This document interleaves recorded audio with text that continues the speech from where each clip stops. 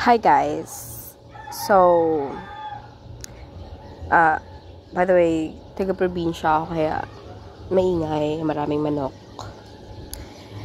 Anyway, I'm just here because gusto ko lang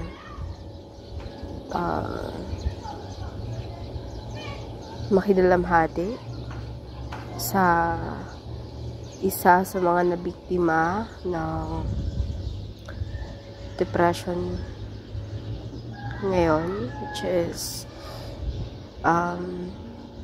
si Miss Emmanuel Atienza. I mean, sa buong mundo, hindi lang naman yung mga popular or famous individuals ang nabibiktima ng suicide, ng depression. Kahit saan. Ang iba hindi natutuluyan. Ang iba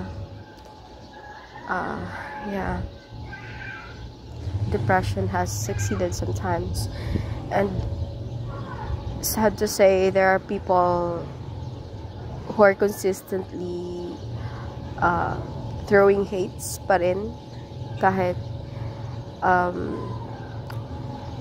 people are just trying to be happy, to be expressive in their own ways.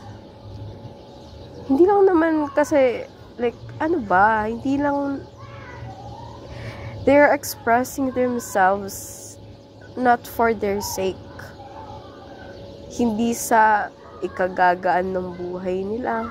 Hindi sa, like, makakapag-earn sila ng money. Alam mo yun? People are using their platforms for their target markets, for people like us na may mga pinaninindigan. Pero itong mga putang inang hayop ng mga tao na to, wala silang magawa eh. They're just throwing hates, comments, bashing. Well, the most worst part, death threats. Ano po makukuha nyo? Diba? If it will, like, heal your heart from the traumas na nakuha nyo from the past, I mean, is it because of that? Like, the reason behind all the hates? Ano na? Nasa year 2025 na tayo. Magta 2026 na. Ano ba? I don't know. Bakit there are a lot of people na mahirap ba maging mabait? Mahirap bang makinig na lang, mag-scroll down na lang if you have something hurtful to say? Diba? Wala. I myself, I'm not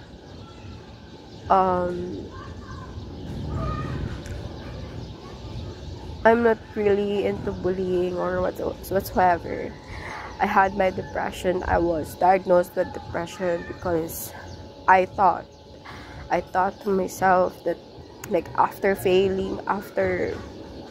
several failures, there are personal matters na nag-trigger sa akin.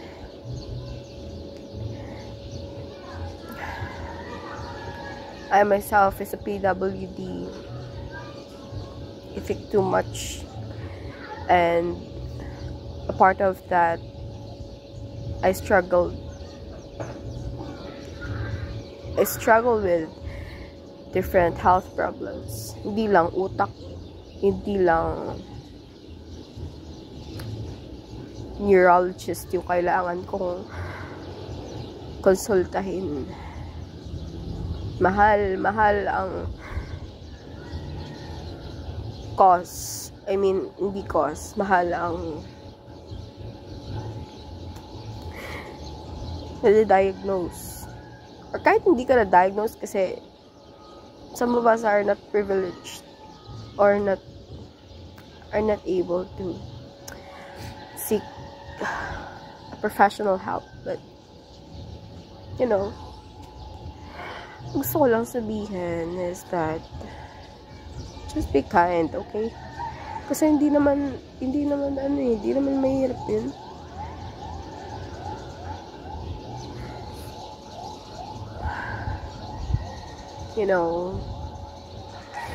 People won't change if it heals them like hating others. Takina, wala tayong magagawa siya, wala. The only way na nakikita ko is make other ways to defend ourselves. Pero minsan nagiging cruel na rin naman tayo just by defending. Pero ewan. Wala lang, message ko lang to sa mga nagtithrow pa rin ng hate until now. Like, causing someone's depression. Mga putang ina nyo. Okay?